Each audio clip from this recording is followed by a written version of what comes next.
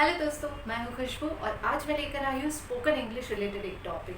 कुछ हमारे इंग्लिश में ऐसे वर्ड्स होते हैं जिसका साउंड तो आई होता है या फिर जे होता है, यू होता है, बट उसके पीछे यू के पीछे ई लगा होता है, आई की जगह पर वाई होता है, जे की जगह पर डी जी ई होता है या जी ई होता है। तो हम कंफ्यूज हो जाते हैं कि ऐसा क्यों और ऐसे वर्ड्स के पीछे ये क्यों लगाना। तो चलिए आज उसी टॉपिक रिलेटेड हम बात करेंगे। पहले हम बात करेंगे यू की, वॉवल यू की। यू रिलेटेड ऐसे कोई वर्ड्स है जैसे कि ब्लू, ग्लू।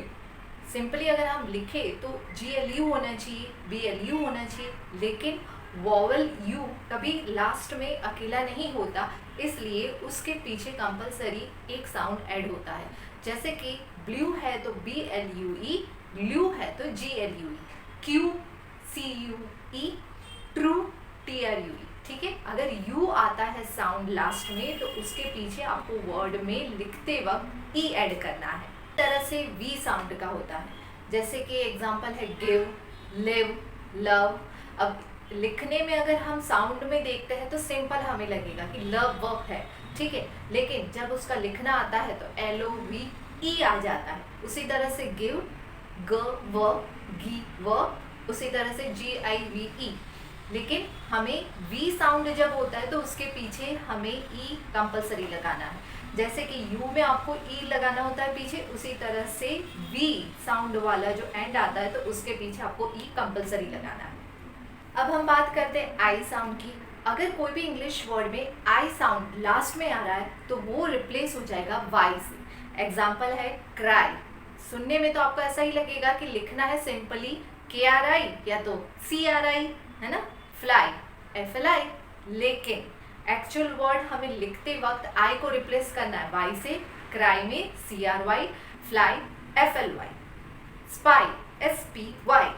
ठीक है, अब ये याद रखिएगा कि आई अगर एंड में, कोई वर्ड के एंड में आई साउंड होता है तो वो रिप्लेस हो जाएगा वाई से। अब हम बात करेंगे जे की।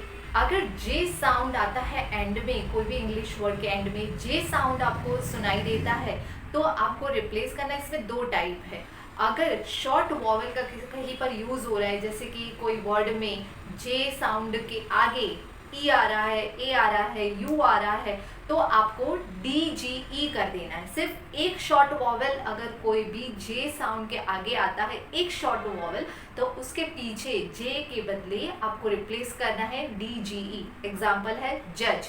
लिखने में अगर हम साउंड के हिसाब से लिखेंगे तो जे यू जे हो जाएगा, लेकिन लिखते हम ऐसे हैं जे यू डी जी ई। उसी तरह से आता है एज, ई डी जी ई। अब देखिएगा जज में यू वॉवल साउंड है, सिर्फ यू है। उसी तरह से एज में ई शॉर्ट वॉवल, सिर्फ एक वॉवल यूज हुआ है एज में। ठीक है, इस तरह से। और bridge, B R I D G E, so उसमें भी एक वॉवल शॉर्ट वॉवल आया आई का, सो इसी तरह से डी जी ई ऐड हो गया। सो ये ध्यान रखिए कि कोई भी वर्ड में, कोई भी इंग्लिश वर्ड में अगर जे साउंड आता है और उसके आगे का एक शॉर्ट वॉवल यूज हुआ है, सिर्फ ओनली सिंगल वॉवल यूज हुआ है, तो उसके पीछे डी जी ई रिप्लेस हो जाएगा जे के बदले। अब हम बात करेंगे जे साउंड की, कि जे के बदले में जी कब यूज होता है। अब एक बात याद रखिए कि जिस इंग्लिश वर्ड में जे साउंड आता है एंड में, बट उसके आगे या तो फिर दो या तीन वॉवल्स हो या फिर कोई कॉन्सोनेंट हो, यानी कि वॉवल के अलावा जो दूसरे अल्फाबेट्स होते हैं वो हो, तो वो रिप्लेस करेंगे जी से। जे के बदले रिप्लेस होगा जी। जैसे कि orange, O R A N, जे आ सकता था लेकिन उसके बदले हम लिखेंगे जी ई, ऑरेंज। ठीक है, उसी तरह से एज, ए जी ई, एक वॉवल हुआ उसमें लेकिन वो लॉन्ग है। इसको देखिए, ए होता है, ओ होता है, ये लॉन्ग वॉवल्स में काउंट होता है, इसलिए ए जी ई आएगा। ठीक है, इसी तरह से लार्ज, एल ए आर है, कॉन्सोनेंट आ गया, इसलिए उसके पीछे जे का साउंड रिप्लेस होगा जी ई से। स्टेज, एस टी ए जी ई। ठीक है, सो इस तरह से आपको जे को रिप्लेस करना है जी ई से। अब हम बात करते हैं ओ ए साउंड की। ओ ए साउंड रिप्लेस होता है ओ डब्ल्यू से।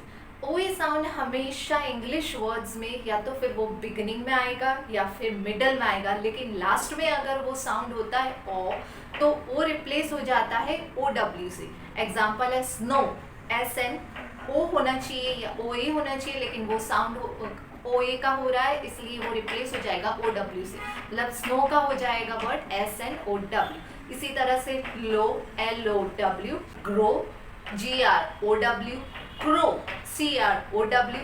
ठीक है, इस तरह से ओ ए साउंड का रिप्लेसमेंट होता है ओ डब्ल्यू से।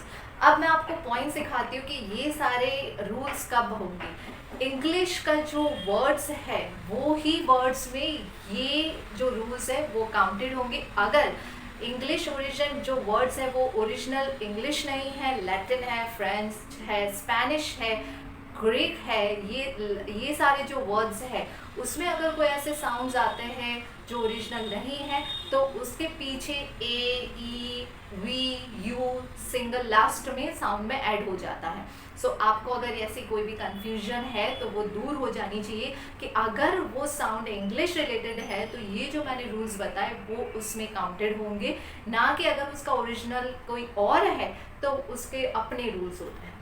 ठीक है दोस्तों, सो आज का ये सेशन कैसा रहा मुझे ज़रूर बताइएगा। आप भी अपने बच्चों को इस तरह से समझाइएगा तो वो ज़रूर आसानी से समझ जाएंगे। तब तक के लिए थैंक यू, जय श्री कृष्ण।